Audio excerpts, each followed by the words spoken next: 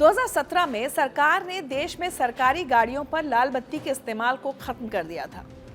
गाड़ियों से तो लाल बत्ती हट गई, लेकिन लाल बत्ती वाला जो सिंड्रोम है वो कई नेताओं के सर से नहीं उतर पा रहा है। सत्ता का नशा, पद की ताकत और मैं मंत्री हूं, मेरी बात ही कानून है, ये सोच, यही वो मानसिकता है जिसने भारत की प्रशासनिक व्यवस्था को कई बार शर्मसार किया है। सवाल यह है कि क्या नेता सिर्फ राजनीति करने के लिए और कानून से ऊपर उठकर अधिकारियों को धौंस देने के लिए बने हैं? इस सिंड्रोम का इलाज क्या है?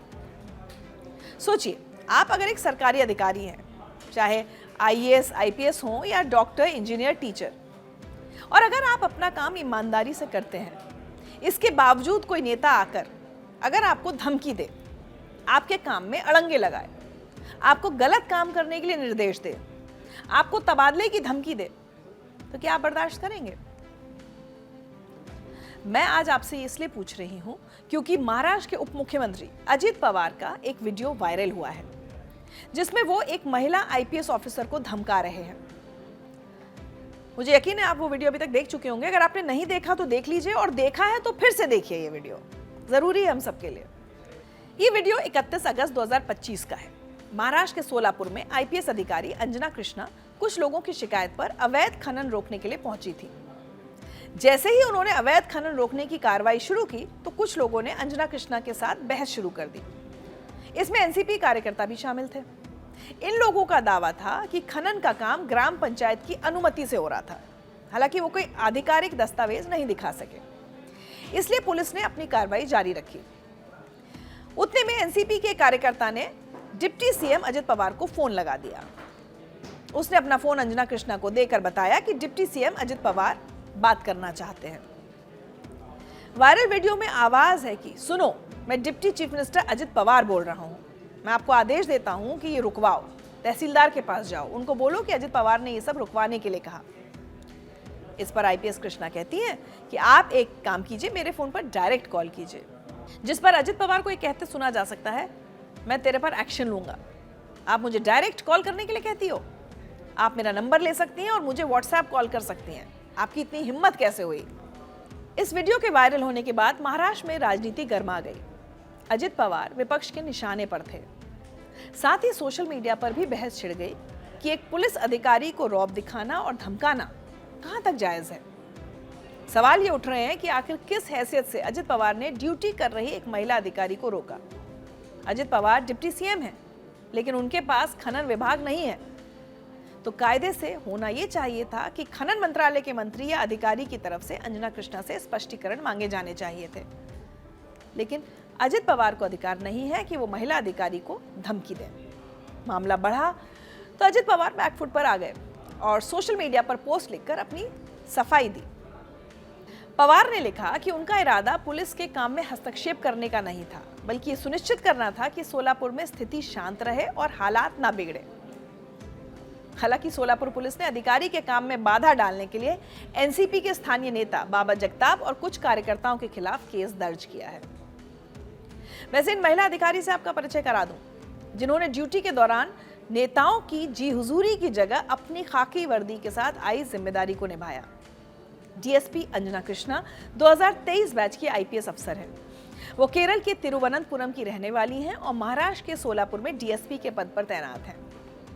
अंजना कृष्णा की पहचान तेज तर्रार और ईमानदार आईपीएस के रूप में है।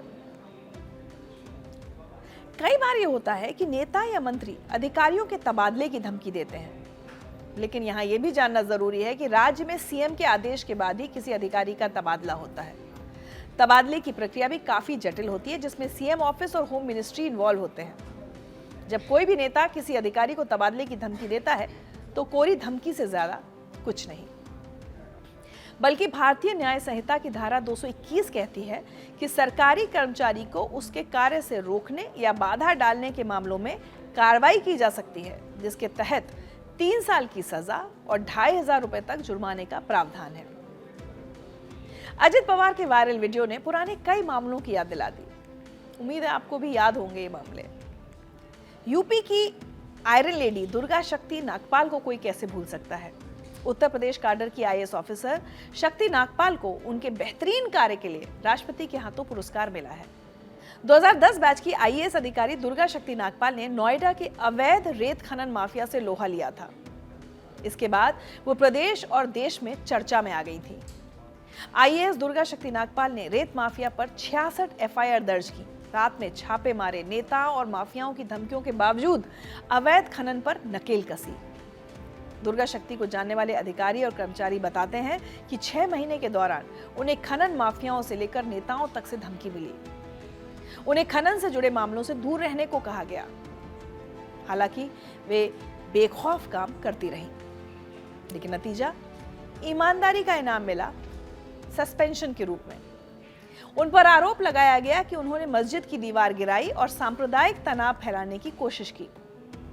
और तो और एक वीडियो सामने आया जिसमें समाजवादी पार्टी नेता नरेंद्र भाटी खुलेआम भाषण दे रहे थे कि उन्होंने 40 मिनट के अंदर दुर्गा शक्ति को सस्पेंड करा दिया। पिछले साल की बात है, उद्धव ठाकरे 2 नवंबर को चुनाव प्रचार के लिए यवतमाल पहुंचे थे।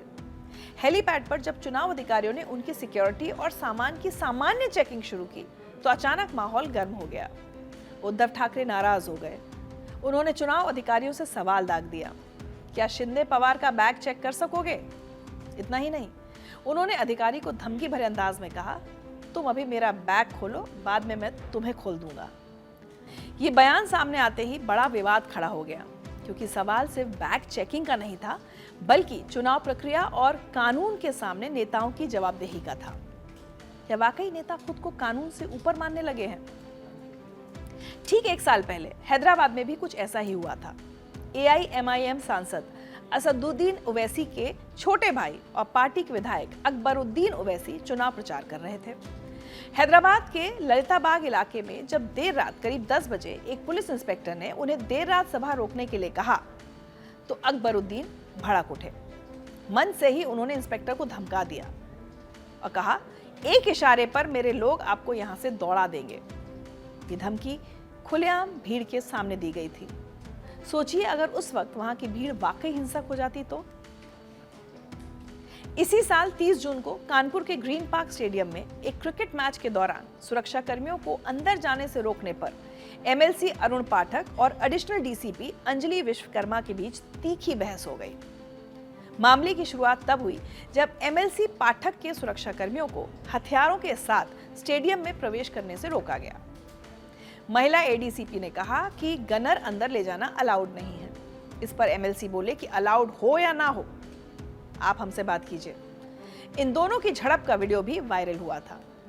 बाद में कानपुर की मेयर और स्थानीय बीजेपी नेताओं के हस्तक्षेप के बाद मामला ठंडा हुआ। वैसे हर बार नेताओं मंत्रियों की धौंस नहीं चलती।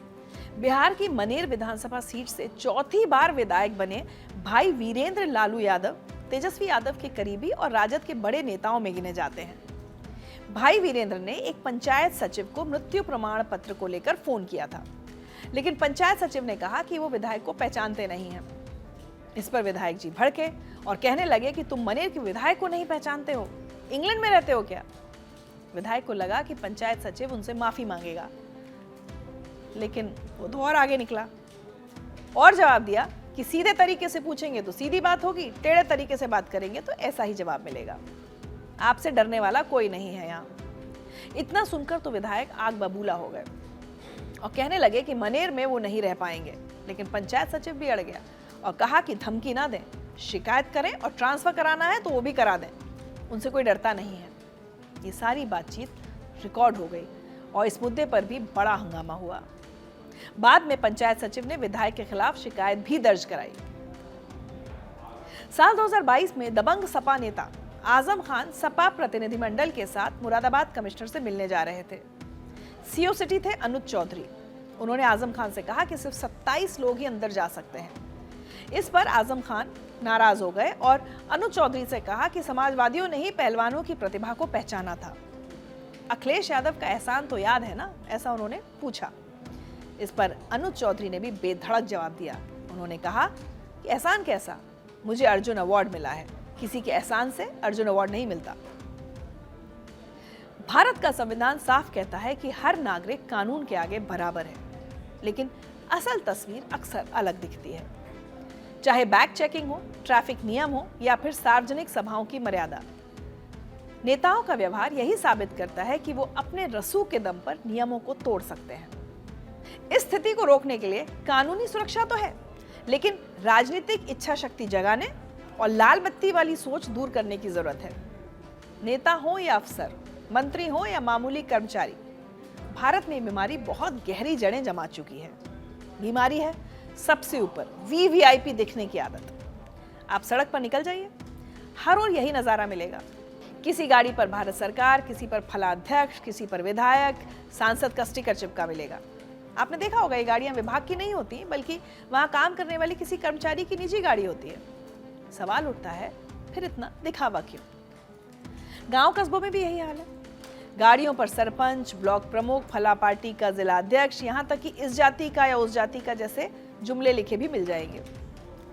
ये शब्द कोई साधारण पहचान नहीं है, ये उस मानसिकता का प्रतीक है जो बताना चाहती है मैं अलग हूं, मैं बड़ा हूं और तुम्हें मुझसे डरना चाहिए।